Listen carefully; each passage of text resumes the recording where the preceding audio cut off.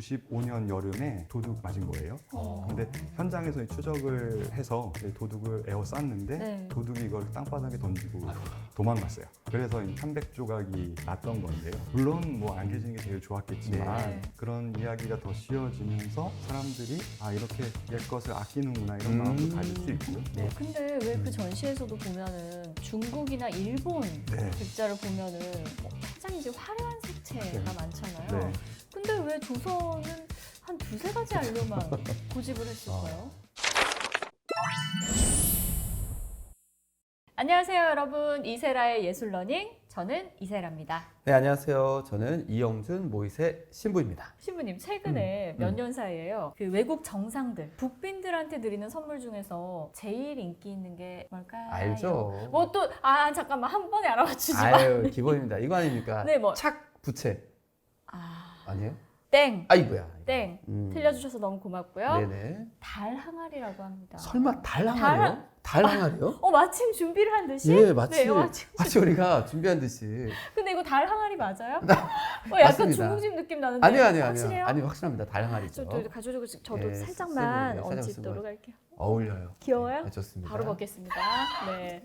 달 항아리, 네네. 우리의 그 전통 미감을 음. 잘 보여주는 조선의 대표 기물이기도 하고요. 네네. 배경 지식이 없어도 사실 이건 보고만 있어도 마음이 뭔가 둥그러지고 편안해지고 이렇잖아요. 예술러닝 오늘은요, 조선 백자의 세계를 좀 알아보려고 하는데요. 아마 대한민국에서 이 달 항아리를 이분이 가장 잘 설명해주지 않을까 싶습니다. 네. 리움미술관 학예연구원이신 이중광 작가님을 모셨습니다. 작가님 안녕하세요. 어서 오세요. 네, 반갑습니다. 반갑습니다. 반갑습니다. 네.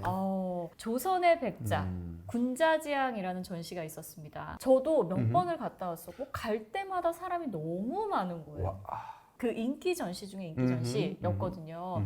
이 전시를 또 기획하신 분이시기도 하고요. 이 전시 왜 이렇게 인기가 있었던 것 같으세요? 저도 좀 의아했어요. 네. 많이 오시면 좋겠다 생각은 했는데 네. 실제로 많이 오시니까 어떤 요소들이 있었을까 좀 생각해 보면 해외에 있는 것들 네. 그리고 처음 공개되는 고미술 맞아요. 백자들 뭐 이런 것들이 한 자리에 있었던 것 그리고 좀 다이나믹하게 전시 연출했던 것 네. 뭐 이런 것들이 좀 조화가 돼서 많은 분들이 찾아주시지 않았나 그리고 백자에다가 군자라는 메시지를 입혀서 네. 좀 젊은 관람객들에게 좀 소개했던 거 이런 것들이 좀 주요하지 않았나 이렇게 생각합니다. 네. 미리 또 나오신다고 하니까 또 책을 또 안 입을 수 없잖아요. 그렇죠. 그래서 막 살펴봤는데 네. 그래서 놀랬던 것이 300조각으로 산산조각 났던 백자 이야기. 이거 진짜 정말 깜짝 놀랐고 그 백자를 보고 난 것이 그 전시에 있었습니까? 안 그래도 여쭤보고 있었죠. 싶었는데요. 한가운데에 딱 전시되어 있었습니다. 아니 네. 그러면 이제 조각 났다가 붙였으면 실금이라든지 이런 것들을 확인할 수 있었던 그런 작품입니까? 네, 오. 확인할 수가 있었어요.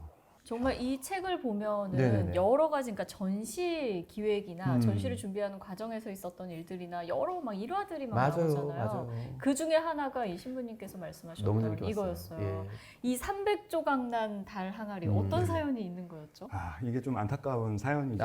네. 우리 고미술은 한번 훼손이 되면 다시 원래 모습을 찾기가 어렵지 않습니까? 그래서 잘 아끼는 건데 네. 일본에 이게 많이 여행 가시지만 나라에 가면 이렇게 사슴 많은 공원이 있지 않습니까? 거기 안쪽에 큰 부처님 계신 도다이지라는 절이 있습니다.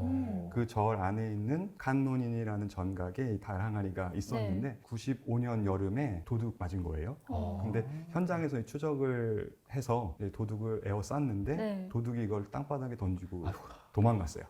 그래서 300조각이 났던 건데요. 네. 그렇지만 이제 깨진 것 자체로도 이제 의미가 있을 것이다 해서 일단 수습을 해놨는데 네. 문화유산 수습하시는 분들이 보고 보존 처리를 할 수 있을 것 같다라는 판단을 해서 무려 6개월 동안 작업을 해서 최종 마무리 단계 전에 네. 확인을 받게 된 거죠. 그래서 네. 여기서 두 길이 있었다고 해요. 아까 신부님 말씀하신 대로 그 선들이 좀 보이게 네네네. 할 것인가 아니면 그 선조차 안 보이게 말끔하게 수리할 것인가의 선택이 있었는데요.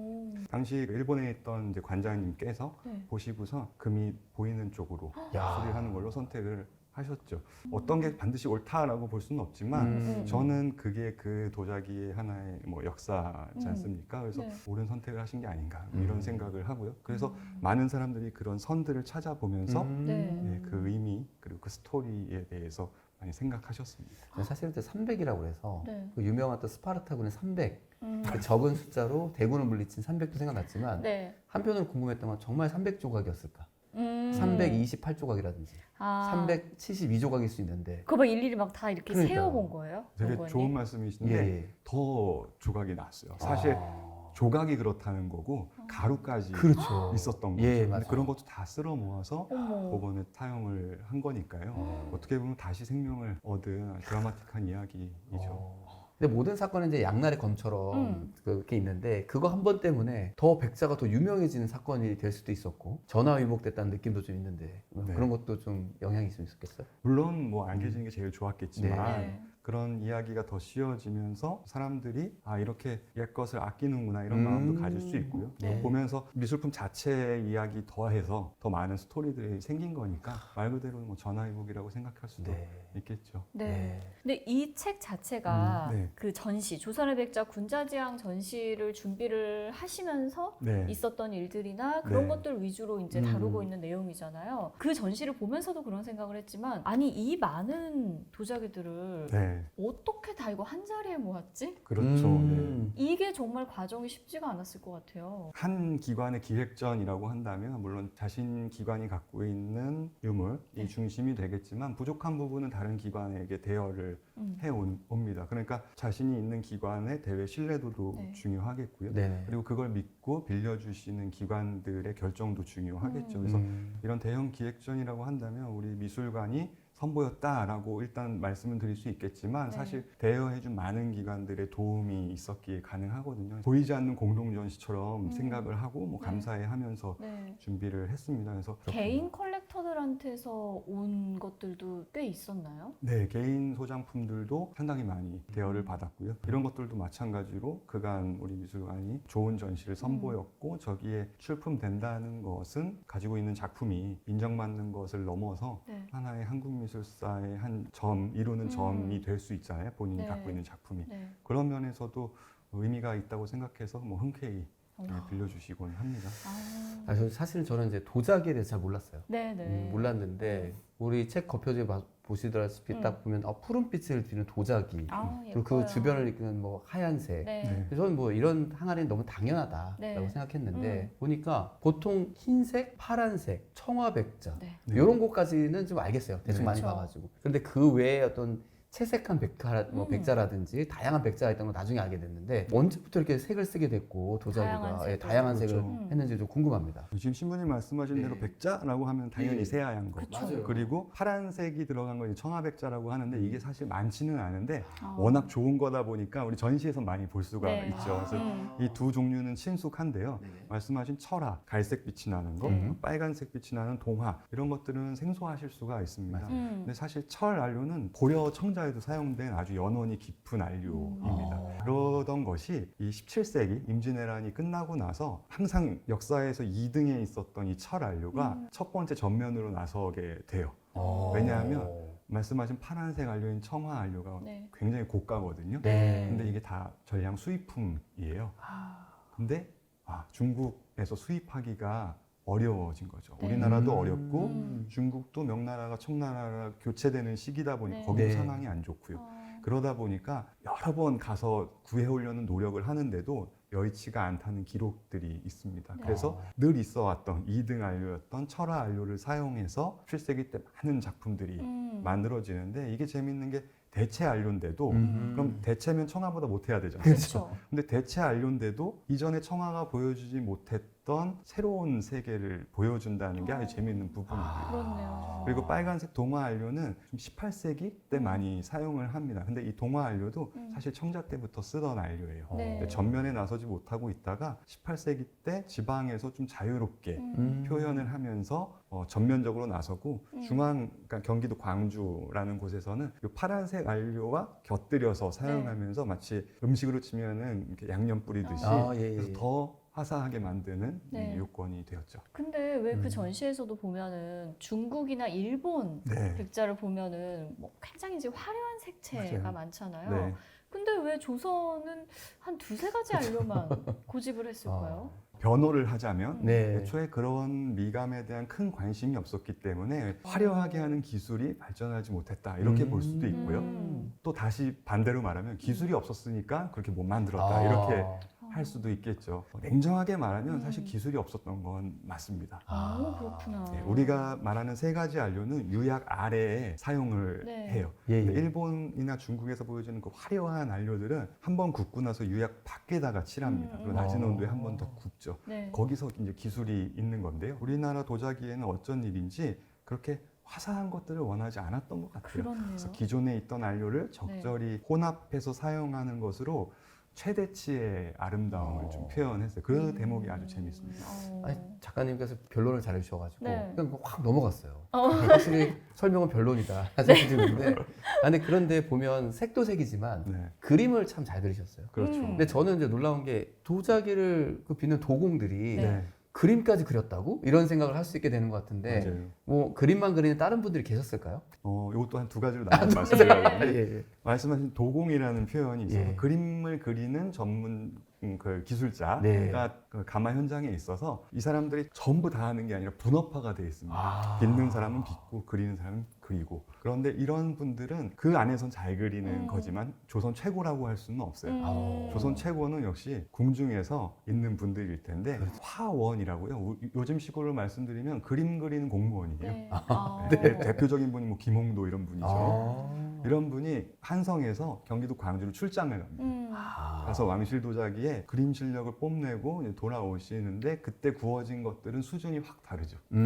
왕실 전용 도자기들은 경기도 광주까지 그림 그리는 공무원이 찾아가서 그림을 그리니 그렇구나. 하나는 그림 그리는 공무원, 예. 하나는 그림 그리는 기술자 네. 두 계열이 있다 이렇게 보시면 되겠습니다. 재밌다. 너무 재밌네요.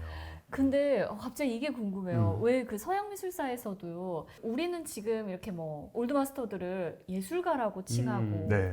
막 이렇게 하잖아요. 근데 그렇죠. 그때 당시만 해도 그 사람들이 기술자라고 불리기도 했었고 네. 뭐 이런 느낌이잖아요. 이 도자기를 만드는 사람들의 신분이나 이런 것들은 어땠나요? 사회적인 인식이. 기본적으로는 뭐 양천지에서 양인이라고 볼 수 있겠지만 기술을 가지고 계신 분들이 뭐 그렇게 대접을 받지는 못했죠. 그렇구나. 그러니까 작업 여건이 아주 좋지만은 못했습니다. 이 책에서도 말씀을 해주고 계신데 왕실 전용 가마에서 만든 그런 이제 백자랑 지방 가마에서 만든 이 백자의 차이도 굉장히 흥미롭더라고요.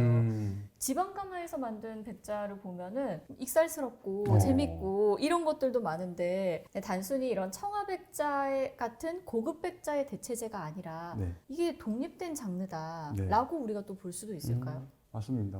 제가 이번 전시를 통해서도 보여드리고 싶었던 게 이 지방 백자의 자유분방함 이런 아니면 개그 코드라고 할까요? 네. 이런 것들인데요. 중앙은 뭐 해야 할 것을 해야 하고 규칙 같은 걸 지켜야 하는 게 있죠. 네. 그렇지만 지방에서는 그런 규제에서 좀 벗어나면서 마음껏 그립니다. 그리고 기존 중앙에서 유행하는 것을 그 소재를 가져다가 자기 스타일로 좀 해체시키기도 하죠. 이런 대목에서 우리가 재미를 느끼는데 우리 오늘 다랑아리 가지고 이야기를 시작했지만 네. 제가 생각했을 때는 백자가 다랑아리를 가지고 대중들의 인기를 계속 끌 수 있을까라는 생각을 하게 되면서 그럼 다음 타자는 또 누가 있을까 이런 생각을 좀 저는 자주 하거든요. 그럼 아마 대중들의 인기를 끌 수 있는 다음 타자는 분명 지방 백자일 것이다 이렇게 생각할 정도로 그 재미가 상당합니다. 그렇구나.